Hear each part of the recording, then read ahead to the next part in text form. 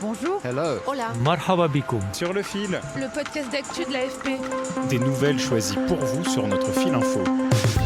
Saviez-vous que la couverture médiatique des questions liées au dérèglement climatique a chuté entre 2023 et 2024 ? C'est ce qu'ont détecté des études menées aux États-Unis et en France sur les grandes chaînes de télévision.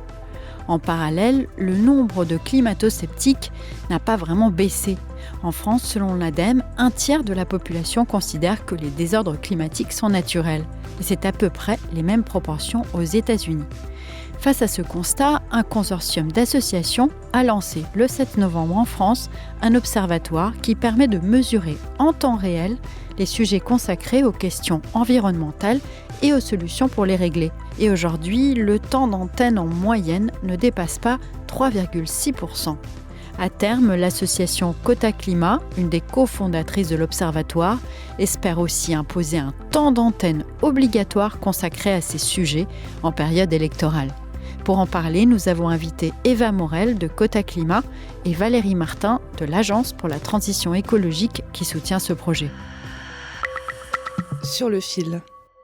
Moment très attendu de la vie démocratique de notre pays.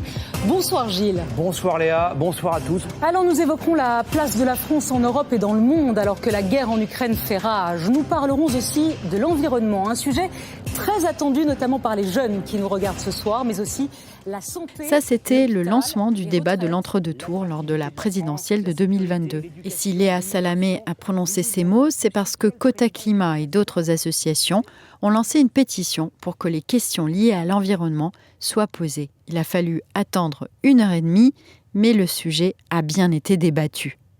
Nous voudrions aborder un thème très important. C'est plus qu'un thème, c'est une angoisse. L'avenir de la planète. Il y a quelques jours, le GIEC, les experts de l'ONU sur le climat, nous ont rappelé que nous n'avions plus que 3 ans pour limiter à un niveau acceptable les émissions de gaz à effet de serre. Marine Le Pen. En 2022, avec 2 autres collègues, dont une qui était aussi ma sœur, on s'est rendu compte que l'écologie était très peu traitée dans le cadre de la campagne législative puis présidentielle. Eva Morel a cofondé Quota Climat il y a un peu plus de 2 ans. Cette spécialiste des politiques environnementales connaissait bien le monde politique puisqu'elle a aussi été attachée parlementaire d'une députée de La République En Marche. Et on en est arrivé au constat que les journalistes avaient leur part de responsabilité dans l'affaire. Et on a vu une statistique passer qui était celle de l'affaire du siècle, qui disait que l'écologie, pendant la campagne présidentielle, c'était 3% de la couverture médiatique. Donc là, on s'est dit qu'il y avait quelque chose à faire à ce sujet.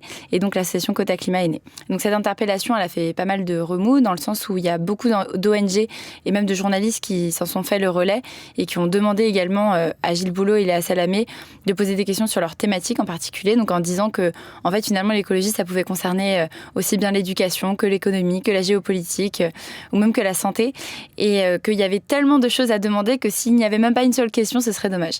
Car en posant des questions sur ces sujets, les médias poussent les politiques à s'engager. Si un journaliste pose une question sur ces thématiques et que le candidat, le responsable politique répond mal, la prochaine fois, il aura appris sa leçon et il reviendra préparé. Très important, on ne propose pas du tout d'instaurer un quota tout le temps. La période électorale, la raison pour laquelle c'est si important, c'est parce qu'elle va avoir un impact sur la suite. C'est parce c'est une période démocratique où aussi les gens s'interrogent particulièrement sur les programmes politiques des candidats. Pour pousser les médias à faire plus, Quota Climat a imaginé de mettre en place un observatoire. L'outil qu'on développe pour produire de la donnée, c'est l'Observatoire des médias sur l'écologie. Et il s'applique au temps d'information dans les 19 chaînes audiovisuelles de notre périmètre. Donc, ici, sont les 19 chaînes qui recensent 99% de l'audience en France. Et uniquement sur les temps d'information. Donc, il n'y a pas forcément tous les temps de divertissement, de publicité, etc. Vous pouvez le consulter facilement en tapant « Observatoire des médias sur l'écologie » dans votre moteur de recherche et vous trouverez les chiffres du jour, du mois, de l'année en cours. Il est plein d'enseignements. 10 jours de travaux, près de 200 pays représentés. La Colombie accueille depuis lundi la COP16 sur la biodiversité. D'abord, bravo à nos confrères de Radio France Internationale puisqu'ils sont largement en tête. Au moment où j'enregistrais cet épisode, le 21 novembre, ils consacraient presque 9% de leur temps d'antenne à ces sujets sur les 6 derniers mois et même plus de 15% depuis début novembre. La chaîne CNews est en bas de l'échelle avec 1%. Et cette donnée, elle n'est pas uniquement destinée à mettre en place un quota, pas du tout. Elle est aussi destinée à faire en sorte que les médias pilotent l'évolution de leur couverture médiatique sur le sujet, réalisent aussi certaines choses. Par exemple, peut-être qu'ils n'ont pas réalisé qu'en 2024, ils avaient parlé 30% de fois moins qu'en 2023 des enjeux écologiques, mais c'est important de le dire parce que cette chute, elle est très importante et par rapport à un pourcentage qui était déjà pas très élevé en 2023. Alors pourquoi cette chute ? En 2024, il y a eu plus de 50 conflits armés dans le monde. On a aussi recensé de nombreuses élections. Et enfin, on a débattu de l'essor de l'IA générative. Depuis un an, une info majeure en chasse une autre. Et c'est bien là aussi le problème. Je pense que la première chose, c'est qu'ils considèrent que ce n'est pas l'actualité chaude. Et c'est-à-dire qu'en fait, l'écologie est constamment reléguée au second plan par rapport à ce qui survient dans l'actualité. Et c'est dur parce qu'en fait, c'est une crise de long terme. Et donc, en fait, il y a toujours en sous-marin des enjeux écologiques qui mériteraient d'être mis à l'agenda. Mais comme c'est jamais, en effet, une breaking news en comparaison d'autres thématiques, c'est jamais la priorité du moment, sauf quand il y a des événements météorologiques extrêmes qui surviennent. L'écologie ne fait l'actualité que quand c'est trop tard. En fait, que quand les conséquences surviennent et que quand c'est anxiogène, profondément anxiogène. La recherche de solutions ne représente depuis 2023 qu'un quart du traitement médiatique. Les nouvelles sur le climat ou la biodiversité, quand elles ne sont que négatives, provoquent un phénomène dont nous avons déjà parlé dans Sur le fil, l'évitement des infos, voire un rejet. Le projet d'observatoire a séduit l'Agence de l'environnement et de la maîtrise de l'énergie qui va financer sa première année. Les médias jouent un rôle absolument essentiel dans la prise de conscience, dans l'éducation, dans la mobilisation, mais aussi dans la promotion des solutions en matière de transition écologique, pour façonner des attitudes, des comportements. Valérie Martin est chef du service mobilisation citoyenne à l'ADEME.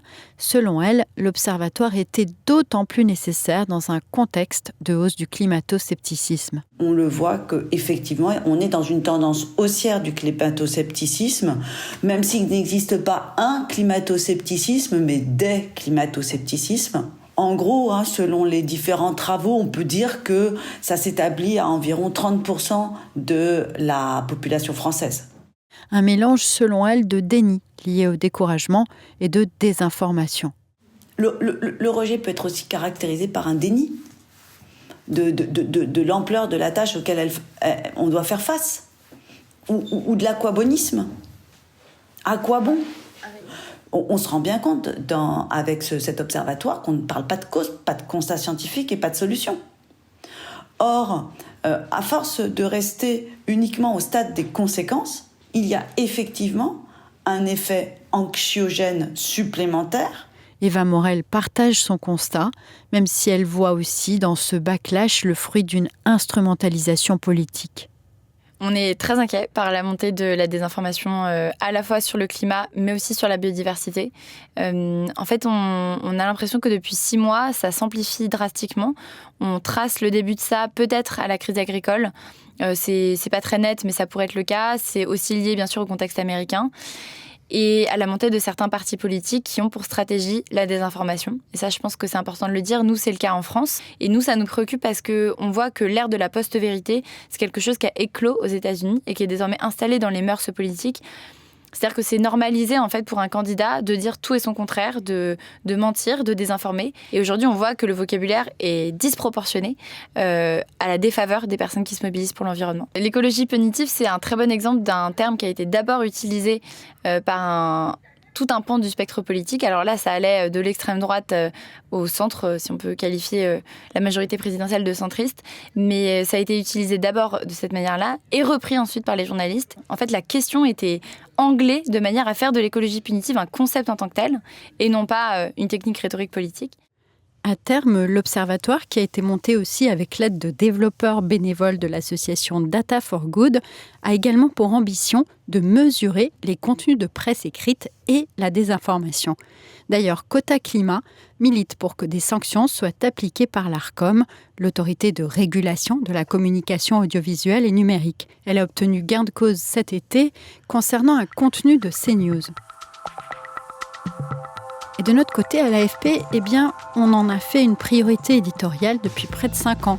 On a créé un grand service planète avec 20 personnes où les journalistes spécialistes du climat et de la biodiversité travaillent main dans la main avec les reporters qui couvrent les secteurs économiques les plus émetteurs de gaz à effet de serre.